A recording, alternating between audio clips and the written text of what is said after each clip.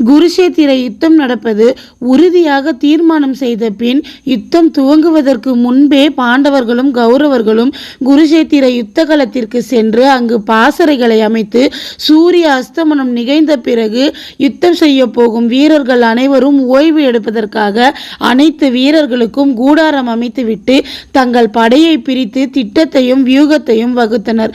கௌரவர்கள் தரப்பில் தனது பாசறையில் துரியோதனன் பீஷ்மரை தனது படைகளின் தலைமை தளபதியாக நியமித்துவிட்டு கௌரவர்கள் தரப்பில் இருந்த மற்ற சிறந்த வீரர்களான துரோணர், அஸ்வத்தாமன், கர்ணன், கிருதவர்மன் போன்றவர்களுக்கு ஆளுக்கு ஒரு அக்குஷவுனி படைகளை ஒதுக்கி கொண்டிருந்தான். கர்ணனுக்கும் ஒரு அக்குஷவுனி படையை கொடுத்த போது பீஷ்மர், இந்த சூதபுத்திரன் என் தலைமையின் கீழ் பங்கெடுப்பதை நான் விரும்பவில்லை. இவன் இந்த யுத்தத்தில் பங்கு கொண்டால் நான் இந்த யுத்தத்தின் தளபதியாக இருக்க மாட்டேன். நான் உன் படையின் தலைமை தளபதியாக இருக்க வேண்டும் என்றால் இவன் என் படையில் பங்கெடுக்க கூடாது என்ற நிபந்தனையை போட்டார்.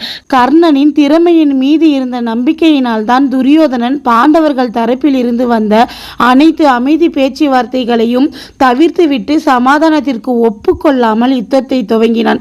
அந்த அளவிற்கு துரியோதனன் நம்பிக்கை கொண்டிருந்த கர்ணனை பீஷ்மர் யுத்த களத்திற்கு வரக்கூடாது என்று நிபந்தனை போட்டதால் என்ன செய்வது என்று புரியாமல் துரியோதனன் குழம்பினான். தன் படைக்கு கர்ணனின் இருப்பு மிகவும் அவசியம். அதே சமயம் பீஷ்மரும் அதிக அனுபவமும் திறமையும் கொண்டவர். பீஷ்மர் தன் வாழ்நாளில் மேற்கொண்ட யுத்தங்கள் அனைத்திலும் வெற்றி கண்டவர். தன் குரு பரசுராமருடன் ஏற்பட்ட யுத்தத்திலும் பீஷ்மர் தோல்வி வெற்றி என்ற நிலையை அடையாமல் நடுநிலையாக இருந்து பரசுராமருக்கு இணையாக அவருடன் யுத்தம் செய்தவர். இவ்வளவு திறமைகள் கொண்ட ஒருவர் தன் படைக்கு கட்டளையிடும் தலைமை பொறுப்பில் இருந்தால் தன் தரப்பில் இருக்கும் போர் வீரர்கள் அனைவரும் மனதால் எழுச்சி கொண்டு சண்டையிடுவார்கள் என்று துரியோதனன் நினைத்தான். ஆனால் பீஷ்மர் கர்ணன் வந்தால் நான் வரமாட்டேன் என்று சொல்லி தன்னை இக்கட்டான நிலையில் வைத்துவிட்டது போல் தவித்தான். இருதலை கொல்லியாக துடித்தான் துரியோதனன். துரியோதனனுக்கு கர்ணனை வேண்டாம் என்று விடவும் மனமில்லை. தன் படைக்கு பீஷ்மரின் தலைமை பொறுப்பும் வேண்டும். அதனால் பீஷ்மரை எப்படி சமாதானம் செய்வது என்று வழி தேடிக் கொண்டிருந்தான் துரியோதனன். அப்பொழுது கர்ணன் அவனே முன் வந்து, நான் பிதாமகர் இந்த யுத்தத்தில் பங்கு கொள்ளும் வரை நான் இந்த குருஷேத்திர யுத்த களத்தில் அடியெடுத்து வைக்க மாட்டேன் என்று சொல்லிவிட்டான். பீஷ்மரால் கர்ணன் யுத்த களத்தில் கலந்து கொள்வது முதல் 10 நாட்களுக்கு தடைப்பட்டது. கர்ணன் யுத்தத்திற்கு வரவிடாதபடி முதல் 10 நாட்கள் முடக்கப்பட்டதும் பாண்டவர்களின் வெற்றிக்கு முக்கிய காரணமாக இருந்தது. கர்ணன் முதல் நாளில் இருந்தே யுத்த களத்தில் கலந்திருந்தால் பாண்டவர்களுக்கு இழப்பு அதிகமாகியிருக்கும்.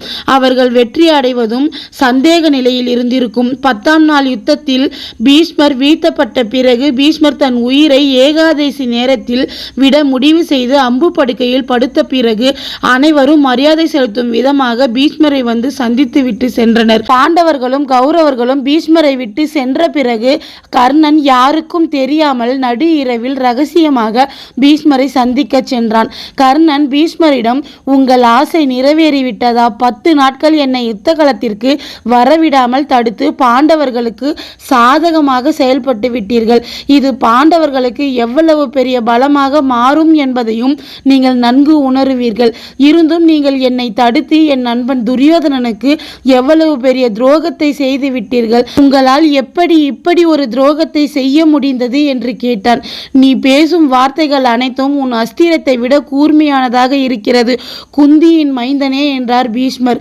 தன்னை குந்தியின் மைந்தன் என்று பீஷ்மர் சொல்லியதும் கர்ணன் அதிர்ந்து விட்டான். உங்களுக்கு எப்படி என் பிறப்பின் ரகசியம் தெரியும் என்று கேட்டான் கர்ணன். உன்னை முதல் முறையாக பார்த்த போதே நீ சூத குலத்தை பிறந்தவன் அல்ல என்பதை நான் உணர்ந்து கொண்டேன். அப்படியானால் உங்களுக்கு என் உண்மையான அடையாளம் அப்பொழுதே தெரியுமா என்று கேட்டான் கர்ணன். உனது உண்மையான பிறப்பு பற்றிய ரகசியம் அப்பொழுது எனக்கு தெரியாது குந்தியின் மைந்தனே. கௌரவர்களும் பாண்டவர்களும் தங்கள் திறமையை வெளிப்படுத்திய மைதானத்தில் நீ உன் திறமைக்கு வாய்ப்பு கேட்டாயே, அந்த கணம்தான் நான் உன் உண்மையான அடையாளத்தை கண்டு கொண்டேன். உனது கவசத்தை கண்டதும் குந்தியின் முக பாவனைகளையும் அவளது பதற்றத்தையும் நான் கவனித்தேன். அந்த கணமும் எனக்கு உறுதியாக உண்மை எதுவென்று தெரியவில்லை. நீ சூத குலத்தில் சேர்ந்தவன் இல்லை என்ற என் கணிப்பும் குந்தியின் பதற்றத்தையும் வைத்து எனக்குள் நீ குந்தியின் மகனாக இருப்பாயோ என்ற ஒரு சந்தேகம் வந்தது. ஆனால் குருகுலத்தின் மருமகளிடம் என் மனதில் இருக்கும் சந்தேகத்தை என்னால் வெளிப்படையாக கேட்க முடியாது. அதனால் நான் தேவவியாசரை நேரில் சென்று சந்தித்து அவரிடம் என் மனதில் உள்ள சந்தேகத்தை கேட்டேன். அவர்தான் நீ சூரிய தேவரின் பிரசாதமாக குந்திக்கு பிறந்தவர் என்ற உண்மையை எனக்கு சொன்னார். உன் அடையாளத்தை குந்தி வெளிப்படுத்தாமல் நான் வெளிப்படுத்துவது சரியாக இருக்காது என்பதால் தான் நான் எனக்கு தெரிந்த உண்மையை எனக்குள்ளேயே மறைத்து வைத்துக் கொண்டேன். ஆரம்பத்தில் இருந்து நான் உன்னிடம் கடுமையாக நடந்து கொண்டதும் உன்னை எந்த இடத்திலும் பங்கு எடுக்க விடாமலும் தடுத்ததற்கான காரணம் நீ குந்தியின் மகன் என்ற காரணம்தான். பாண்டவர்களின் மூத்த சகோதரனான நீ பாண்டவர்களை அழிக்க துடிக்கும் துரியோதனனுடன் நட்பாக சேர்ந்ததால் துரியோதனனுக்காக நீ உன் இளைய சகோதரர்களை எதிர்த்து நிற்பாயோ என்று நான் அஞ்சினேன். ஒவ்வொரு முறை நீ உன் சகோதரர்களை சந்திக்கும் போதும் அவர்களுடன் சேர்ந்து அஸ்தினாபுரத்திற்காக ஏதாவது ஒரு யுத்தம் செய்ய சென்ற போதும் நான் உன்னை அவமானப்படுத்தும் விதமாக பேசி தடுத்ததற்கு காரணம் சகோதரர்களுக்கு இடையில் எந்த பகையும் வந்துவிடக் கூடாது என்பதற்காகத்தான். ஆனால் விதியை யாரால் மாற்ற முடியும்?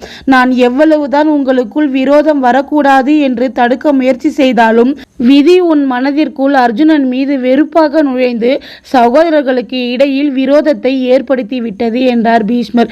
பிதாமகர் சொல்லியது அனைத்தையும் பொறுமையாக கேட்டுக்கொண்டிருந்த கர்ணன், முடிந்த கதையை இனி பேசி என்ன பலன்?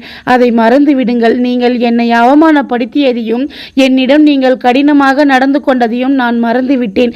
அதை நினைத்து நீங்கள் மனம் வருந்த வேண்டாம் என்று சொல்லிவிட்டு பீஷ்மரிடம் மீண்டும் என்னை 10 நாட்கள் குருஷேத்திர களத்திற்குள் வரவிடாமல் தடுத்து இப்படி யுத்தத்தின் போக்கை பாண்டவர்களுக்கு சாதகமாக அமையும்படி செய்து துரியோதனனுக்கு துரோகம் செய்து விட்டீர்களே, இது உங்களுக்கு நியாயமாக படுகிறதா? ஏன் நீங்கள் இப்படி செய்தீர்கள் என்று கேட்டான் கர்ணன். உண்மையை சொல்ல வேண்டும் என்றால் நான் ஏன் அப்படி செய்தேன் என்பதற்கான காரணம் எனக்கே தெரியாது வசுசேனா. அர்ஜுனன் மீது உனக்கு இருக்கும் வெறுப்பால் நீ அர்ஜுனனையோ அல்லது உன்னை தகர்த்தினால்தான் தனக்கு வெற்றி கிடைக்கும் என்பதால் அர்ஜுனன் உன்னையோ அழித்து கொள்ள நினைத்து ஒரு தாயின் வயிற்றில் பிறந்த மகன்கள் இருவரும் ஒருவரை ஒருவர் அழித்து கொள்வீர்களோ என்று என் மனதிற்குள் ஒரு எண்ணம் வந்தது. இப்படி என் குடும்பம் என் கண்ணெதிரில் அழிவதை பார்க்க எனக்கு விருப்பம் இல்லை.